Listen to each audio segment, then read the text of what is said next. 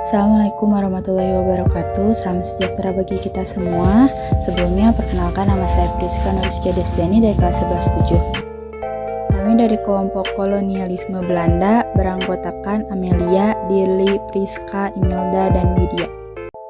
Pada tahun 1596, bangsa Belanda pertama kali mendarat di Indonesia, lebih tepatnya di wilayah Banten, di bawah kepemimpinan Cornelis de Houtman, dengan tujuan kedatangannya untuk mendapatkan rempah-rempah yang ada di Indonesia dengan harga yang murah.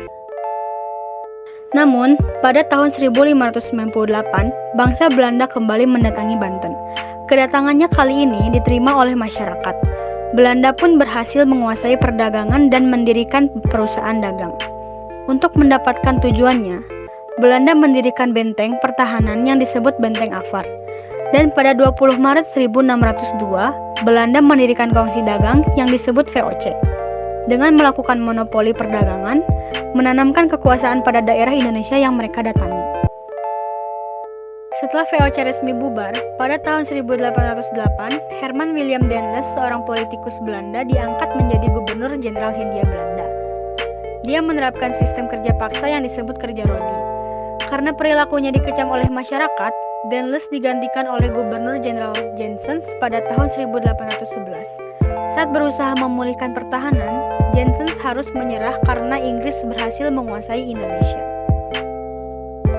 Kepemimpinan Inggris dipimpin oleh Thomas Stamford Raffles yang menghapus sistem kerja paksa, monopoli perdagangan yang dilakukan Belanda.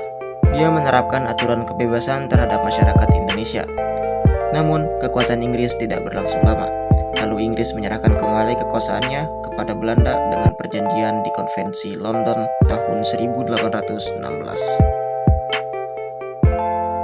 Kembalinya Belanda ke Indonesia pada tahun 1816 lalu mulai kembali menguasai untuk mengisi kekosongan kas kerajaan Belanda dan hutang yang menumpuk akibat membayar perang. Van den Bosch mencetuskan sistem tanam paksa terhadap rakyat Indonesia. Karena mendapat kecaman dengan alasan kemanusiaan dan ekonomi, pada tahun 1870 sistem tanam paksa dihilangkan oleh kelompok liberal Belanda. Zaman liberal Belanda sekitar tahun 1870 sampai 1900 ditandai oleh pengaruh besar dari kapitalisme swasta dalam kebijakan kolonial di Hindia Belanda.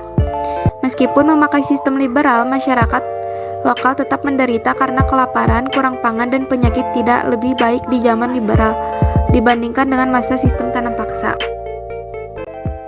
Kebijakan politik liberal. Poin yang pertama, penghapusan tanam paksa. Poin yang kedua, perluasan penanaman modal swasta asing pada pertambangan dan pengangkutan. Poin ketiga, kerja rodi dihilangkan dan diganti dengan kerja upah.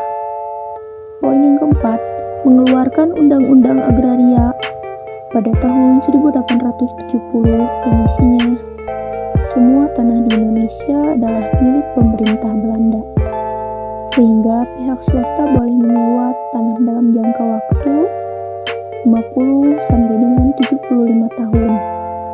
Poin kelima, mengeluarkan undang-undang gula Suikerwet pada tahun 1870 yang isinya tanaman tebu tidak boleh diangkut ke luar negeri, tetapi harus diproses di dalam negeri. Dampak politik liberal. Poin pertama, munculnya perkebunan-perkebunan swasta asing di Indonesia. Poin kedua, rakyat mulai mengenal uang sebagai alat pembayaran. Poin yang ketiga, terjadi urbanisasi. Rakyat yang sudah tidak mempunyai tanah pergi ke kota untuk mencari kehidupan dengan bekerja pada pabrik-pabrik yang telah didirikan oleh swasta maupun pemerintah. Poin yang keempat, muncul kaum buruh. Dan yang kelima, Indonesia menjadi produsen tanaman-tanaman ekspor.